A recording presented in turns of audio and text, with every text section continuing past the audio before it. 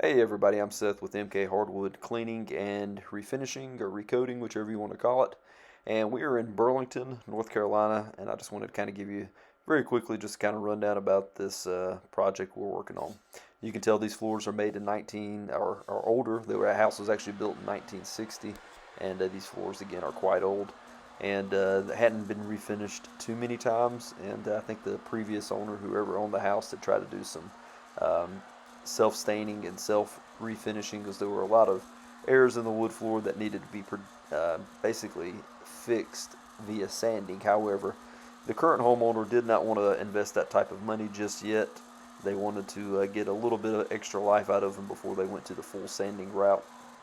So we told them about our limitations with the screening and recoating, our cleaning and refinishing.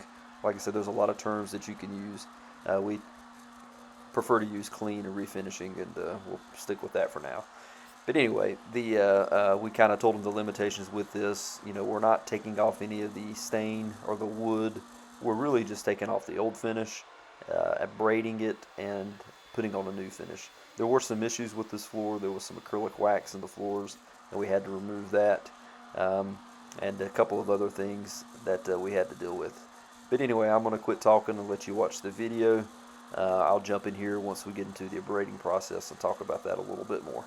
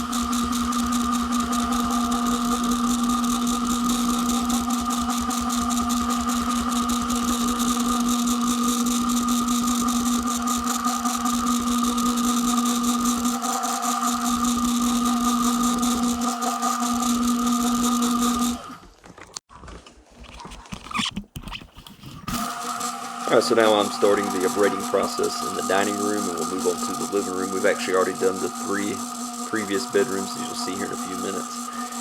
And after I get into doing the abrading, we will do a vacuuming of the floors to remove any of the dust that was created. As you can see, it's very minimal dust.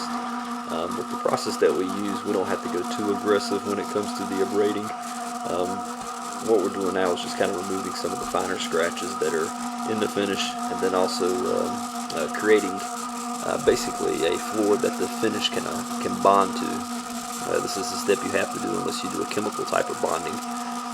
But once we complete this, like I said, we'll start the vacuuming, and then we will come through and clean up all this mess, and then do a final tacking before we add the finish. And we add 2 coats of finish to these floors. We went pretty thick in the entryways for the final coat, just because those are the main areas where there was some issues before in the past, and we want to make sure that they were covered pretty good. So anyway, I hope you enjoyed the rest of the video, and stay tuned till the end to make sure you look at the after pictures.